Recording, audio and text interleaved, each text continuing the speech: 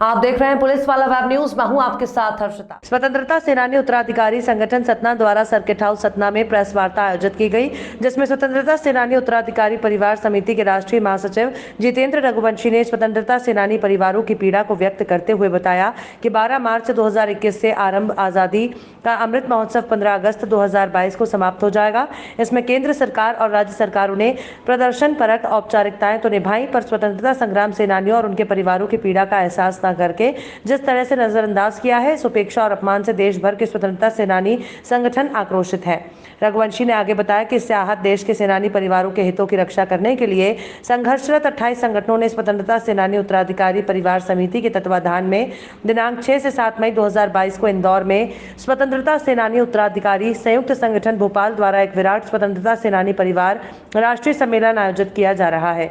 इसमें देश के विभिन्न भागों से लगभग 100 स्वतंत्रता संग्राम सेनानी, वीरांगनाएं, शहीदों के वंशज और लगभग 1000 स्वतंत्रता सेनानी उत्तराधिकारी संगठनों के पदाधिकारी शामिल हो रहे हैं। उन्होंने बताया कि आज़ादी के संघर्ष में सबसे अधिक त्रासदी झेलने वाले सेनानी परिवारों की पीड़ा को व्यक्त करते हुए कई बार भारत सरकार को दिल्ली में स्वतंत्रता संग्राम सेनानी स्मारक की स्थापना, संवैधानिक संस्थाओं में सेनानी परिवारों का मनोनयन, सेनानी उत्तराधिकारी परिवार आयोग का गठन, राष्ट्रीय परिवार का दर्जा दिया जाना, आर्थिक सहायता का प्रावधान, पाठ्यक्रम में स्वतंत्रता संग्राम सेनानियों की जीवनी को शामिल किया जाना और लंबित मामलों का शीघ्र निस्तारण करने जैसे सुझाव दिए गए थे, लेकिन अब तक सरकार द्वारा किसी भी बिंदु पर सार्थक कदम नहीं उठाया गया है। महासचिव जितेंद्र रघुवंशी ने बताया कि इंदौर राष्ट्रीय सम्मेलन में सभी संगठनों के प्रतिनिधियों की समन्वय समिति बनाकर राष्ट्रव्यापी आंदोलन चलाने की घोषणा करेंगे। उन्होंने सतना जिले में क्रांतिकारियों का गढ़ कहे जाने वाले पिंडरा, मनखरी, नैना और माजन ग्रामों की चर्चा करते हुए कहा कि इन ऐतिहासिक स्थलों को सरकार तत्काल शहीद ग्राम घोषित करे, अन्यथा इंदौर राष्ट्रीय सम्मेलन के बाद इसके लिए व्यापक स्तर पर आंदोलन किया जाएगा। इंदौर में राष्ट्रीय सम्मेलन होने जा रहा है। यह अमृत महोत्सव वर्ष है। 12 मार्च 2021 से अमृत महोत्सव शुरू हुआ और अब 15 अगस्त 2022 में अमृत महोत्सव वर्ष समाप्त हो जाएगा। इस अवधि में जिसको कहते हैं स्वतंत्रता संग्राम सेनानी शब्द, इसका इतनी बार उच्चारण किया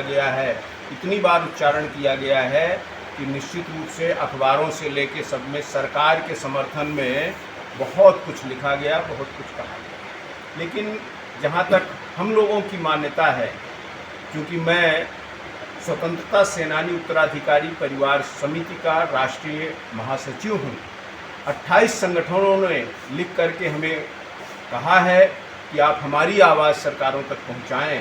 तो हमने जो अनुभव किया है वो ये है कि इस अमृत महोत्सव वर्ष में जितना अपमान स्वतंत्रता संग्राम सेनानियों और उनके उत्तराधिकारी परिवारों का हुआ है, इससे पहले कभी नहीं। क्यों? इसलिए कि केवल नाम लिया जा रहा है, उनकी पीड़ा नहीं सुनी जा रही। सबसे बड़ा तो एक ही वो है कि हमने देखा कि दिल्ली में शहीद स्मारक बना हुआ है, दिल्ली में पुलिस स्मारक बना हुआ है, लेकिन जिनने इस देश को आज़ाद कराया, हम आज़ादी का अमृत महोत्सव मना रहे हैं, तो आज़ादी दिलाने वाले स्वतंत्रता संग्राम सेनानियों का क्या दिल्ली में कोई स्मारक नहीं होना चाहिए था? लेकिन नहीं है। वहाँ तक अभी हमने ये प्रक्रिया शुरू की, सरकार को कहा है कि आप दिल्ली में स्वतंत्रता संग्राम सेनानी स्मारक बनाएं। और सबसे बड़ी बात यह है कि अब नया संसद भवन बन रहा है, जो पुराना संसद भवन है उस पुराने संसद भवन को ही स्वतंत्रता संग्राम सेनानी राष्ट्रीय स्मारक घोषित किया जाए और पूरे देश भर के स्वतंत्रता संग्राम सेनानी परिवारों के चित्र वहाँ पर, उन स्वतंत्रता संग्राम सेनानियों के चित्र और उनका इतिहास वहाँ पर प्रदर्शित किया जाए। इसके अलावा हमारी बात सरकारों तक पहुँचाने के लिए न तो राज्यसभा में न लोकसभा में हमारे स्वतंत्रता सेनानी परिवार जो हैं वो पदलोलुप नहीं थे।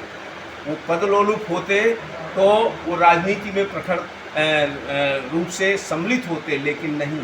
जैसे ही आज़ादी मिली वो अपने घर बैठ गए। उनमें से कुछ लोग थे जो राज्य सत्ता तक पहुँचे, लेकिन उनने फिर ध्यान नहीं दिया कि आज़ादी दिलाने वाले उन मतवालों के लिए क्या किया जाना चाहिए। संयोग से 1972 में इंदिरा गांधी जी ने एक वो दिया, सम्मान दिया, सम्मान निधि 150 रुपये से शुरू की थी।